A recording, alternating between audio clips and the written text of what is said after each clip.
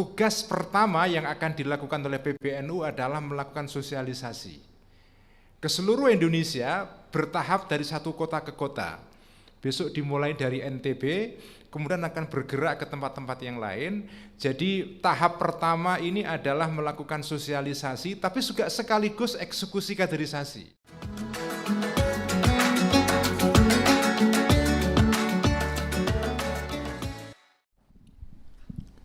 Terima kasih Mas Abi. Assalamualaikum warahmatullahi wabarakatuh.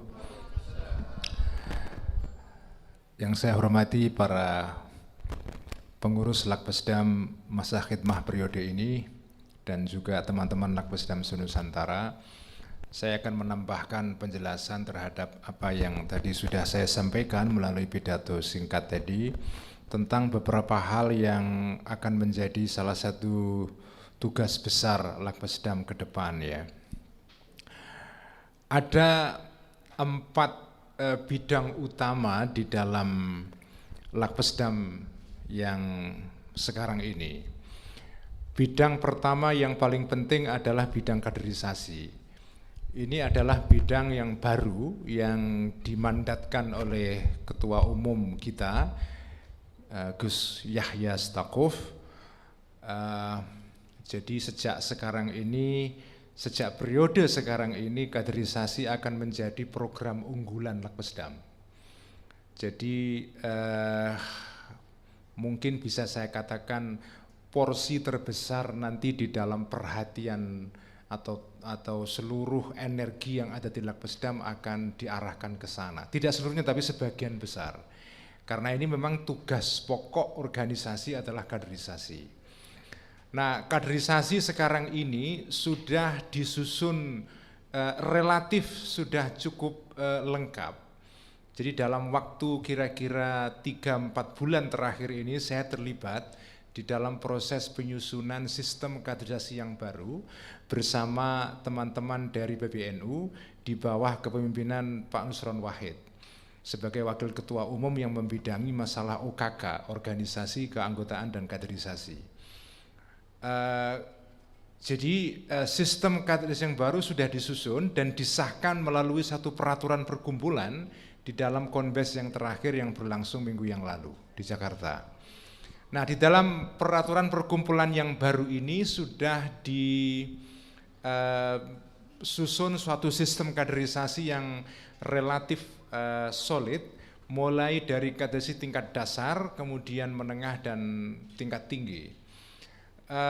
Salah satu tantangan paling besar di dalam sistem yang baru ini adalah menyusun kurikulumnya. Karena selama ini kita mengenal ada 2 jalur kaderisasi yang memang tidak sinkron atau tidak solid ya, sehingga ada semacam dualisme kaderisasi di NU selama ini. Nah, itu semua kita integrasikan, yaitu PKPNU dan MKNU, kemudian kita susun kurikulum yang baru. Bahkan kita juga sudah memiliki atau mencetak atau ya menyusun semacam dewan instruktur yang baru secara nasional. Kita sudah punya sekitar 70-an instruktur yang baru yang sudah kita konsolidasikan kemarin sebelum konves. Kita sudah datangkan mereka semua dari seluruh Indonesia. Memang proses penyusunan sistem ini selama ini berlangsung di tingkat PB. Jadi yang menjadi leadernya di dalam penyusunan sistem ini adalah Wakil Ketua Umum, kemudian ketua-ketua PB yang membidangi masalah kaderisasi dan keanggotaan, dibantu oleh tim kesekjenan. Nah, Lakpesdam sebagai lembaga teknis ini membantu mensupport proses ini. Nah, nanti di dalam pelaksanaannya kita akan terlibat lebih banyak.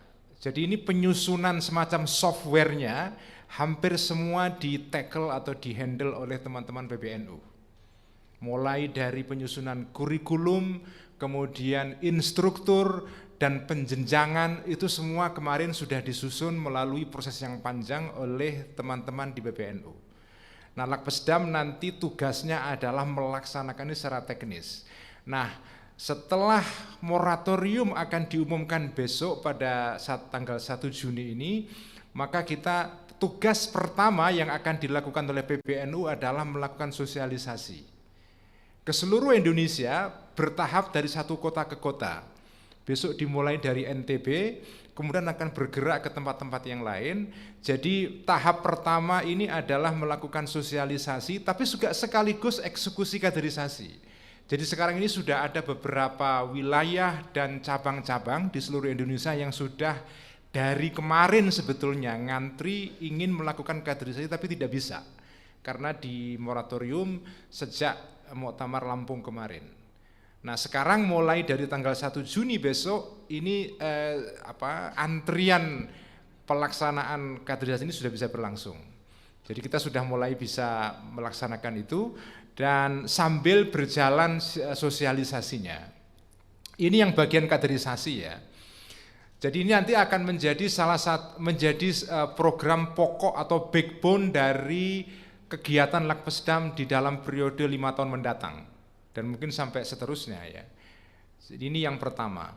Yang kedua, yang klaster atau ya kelompok atau bidang program dalam Lakpesdam sekarang ini yang selain kaderisasi adalah bidang riset dan riset dan publikasi ya. Nah, Lakpesdam selama ini memang dikenal sebagai lembaga pemikiran. Salah satu trademarknya Lakpesdam selama ini kan tempat anak-anak muda aktivis yang punya pikiran-pikiran yang kritis untuk berkumpul di situ. Ini memang salah satu trademark Lakpesdam dari awal dulu.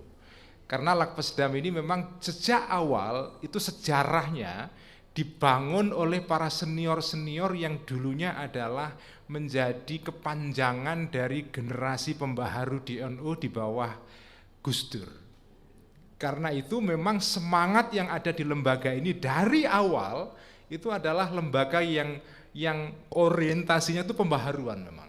Karena itu yang berkumpul di sini sebagian besar adalah teman-teman PMII, teman-teman aktivis NU yang berminat di bidang pemikiran. Ini terjadi di tingkat pusat maupun di tempat-tempat yang lain. Yang saya tahu dengan cukup baik adalah Lakpesdam Mesir.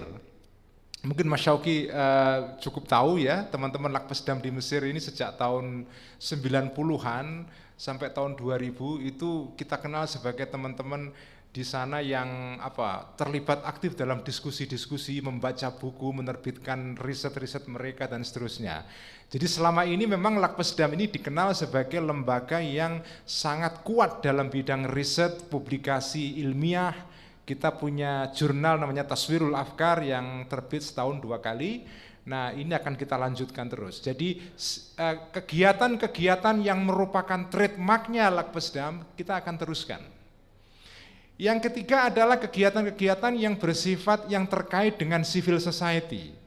Membangun jejaring civil society, kemudian memperkuat memperkuat jejaring masyarakat sipil di tingkat bawah, pemberdayaan masyarakat. Ini salah satu program yang dulu pasti menjadi salah satu ciri khas generasinya Pak Abdullah Syarwani. Community development, kemudian penguatan dan pemberdayaan masyarakat, ini adalah salah satu kekuatan generasi Lakpesdam yang pertama. Pak Abdullah Syarwani, Pak Said Budairi, Mas MM Billah, kemudian Mas Abbas Muin dan seterusnya. Generasi-generasi awal, Mas Nasihin Hasan yang baru meninggal sebelum puasa yang kemarin. Jadi itu juga kita akan pertahankan. Jadi semangat kami di dalam Lakpesdam periode baru ini adalah kita memang membawa beberapa perubahan-perubahan yang fundamental, tetapi tidak memutus kaitan historis dengan sejarah Lakpesdam yang lama. Jadi kegiatan-kegiatan Lakpesdam lama yang berkaitan dengan civil society, kemudian kajian-kajian, riset dan seterusnya akan kita kembangkan terus. Tetapi memang fokusnya adalah kaderisasi. Karena ini memang mandat baru dari PBNU untuk itu. Ya. Dan ini kegiatan yang besar sekali memang skopnya ya. Nah yang terakhir, saya bersama salah satu pengurus Lakpesdam yang sekarang ini yaitu Dr. Muhammad Shaltut, sedang mengembangkan, sedang mendesain suatu indeks sistem pengukuran, karena sekarang ini kita hidup di era digital sehingga kalau nggak ada yang digital itu agak kurang keren kayaknya. Jadi harus ada digitalnya sedikit lah pokoknya ya. Nah, kita sedang mengembangkan satu sistem pengukuran semacam indeks untuk melihat apa yang saya sebut dengan digital presence, yaitu kehadiran digital dari NU sebagai organisasi, lembaga-lembaganya dan sekaligus banom-banomnya. Kita mau mengukur misalnya bagaimana kehadiran lembaga-lembaga NU seperti Lakpesdam, LTNU, LDNU, Lazisnu, RMI, LKKNU dan seterusnya di dalam media sosial ini, misalnya melalui Facebook, Twitter, Instagram, YouTube dan seterusnya. Apakah kehadiran kita ini sudah cukup atau masih minimal sekali, sehingga ini akan menjadi input bagi PBNU untuk lebih meningkatkan kehadiran digital ini. Karena kehadiran digital ini meskipun kelihatannya sepele, tetapi ini menentukan citra NU. Jadi makin besar kehadiran kita di dalam dunia digital, itu makin baik menurut saya. Tetapi ada aspek lain, yaitu sentimen publik. Jadi kita juga akan mengembangkan selain kehadiran digital, mengukur sentimen publik kepada NU melalui isu-isu tertentu. Ini penting untuk masukan bagi kita. Bagaimana opini masyarakat, terutama yang tercermin di dalam percakapan di dunia media sosial mengenai NU. Kalau negatif, negatifnya di mana? Kalau positifnya di mana? Sehingga kita bisa mengerti kekuatan-kekuatan kita. Nah, ini hal-hal yang sedang kita rencanakan, dan ini semua nanti akan dibahas secara lebih mendalam lagi dalam rapat kerja nasional Lakpesdam akhir bulan Juli. Meskipun demikian ada beberapa program-program yang sekarang ini sudah kita teken MOU-nya dengan beberapa departemen pemerintah, tapi saya mungkin tidak akan cerita lebih detail di sini karena masih dalam proses. Ada 2 program besar yang akan kita kerjasamakan dengan kementerian ya, dan pasti nanti akan melibatkan juga teman-teman di daerah. Saya belum bisa bercerita lebih detail di sini. Kalau sudah ada dokumen yang sudah diteken dengan resmi, baru saya bisa bercerita. Tapi sekarang ini masih dalam proses negosiasi dan seterusnya. Semoga berhasil negosiasi kita.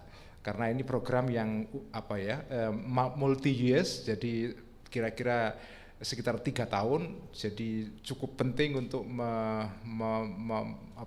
untuk membantu penguatan pemberdayaan teman-teman di daerah. Itu Mas Habib sebagai ini ya, sebagai penjelasan. Baik, terima kasih Mas Ulil.